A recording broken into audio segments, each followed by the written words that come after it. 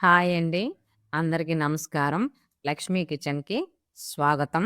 ఈరోజు మనం ఎంతో టేస్టీగా ఉండే చికెన్ కర్రీ చేయబోతున్నాం.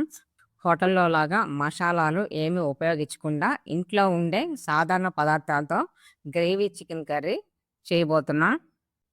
ఇలా చికెన్ చేస్తే చాలా టేస్ట్‌గా ఉంటుంది. తప్పకుండా ట్రై చేయండి. ఇదిగోండి నేను ఒక 6 కేజీ చికెన్ తీసుకున్నాను. దాన్ని కడిగి పెట్టాను. దీంట్లో కొద్దిగా నిమ్మరసం, కొద్దిగా పసుపు వేసి హాఫ్ అన్ అవరు కలిపుంచాలి. ఇది అరగంట సేపు అయిపోయిందండి. దీనికి ముక్కలకి పసుపు, నిమ్మరసం బాగా పట్టింది. దీన్ని 10 నిమిషాలు చిన్న మంట మీద ఉడకనివ్వాలి. ఇదిగోండి చికెన్‌లో నీరొచ్చింది. ఇలా పసుపేసి కూర ఉడకబెట్టడం వల్ల చికెన్‌కి మంచిదండి. ఇదిగోండి నీరింకిపోయింది. నీరింకిపోయిన తర్వాత ఇది పక్కన పెట్టుకొని గ్రేవీ రెడీ చేసుకుందాం. ఇప్పుడు మిక్సీ జార్ తీసుకొని దాంట్లోకి ఒక పెద్ద ఉల్లిపాయ, 2 పచ్చిమిరపకాయలు, కొద్దిగా కొత్తిమీర వేసి మెత్తగా పేస్ట్ చేసుకోవాలి.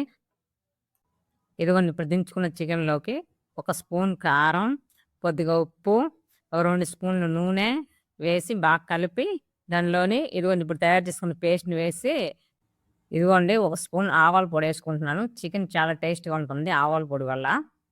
బాగా కలుపుతూ స్టవ్ మీద చిన్న మంట మీద పెట్టాలి. ఇలా చిన్న మంట మీద 10 నిమిషాలు మగ్గనివ్వాలి. కూర మగ్గిన తర్వాత దానిలో ఒక పెద్ద గ్లాసు నీళ్ళు వేసుకోవాలి. అదొక హాఫ్ అన్ అవర్ ఆగిన తర్వాత అల్లం వెల్లుల్లి పేస్ట్ ఏసి కలిపి మూత పెట్టి ఒక 5 నిమిషాలు ఉడకనివ్వాలి. ఉడికిన తర్వాత ఇంకా దింపేయాలి. ఇప్పుడు గిన్నెలోకి తీసుకొని సన్నగా తరిగిన కొత్తిమీరని చల్లుకోవాలి. ఇంట్లో దొరికే పదార్థాలతోనే ఎంతో రుచికరమైన గ్రేవీతో కూడిన చికెన్ కర్రీ రెడీ.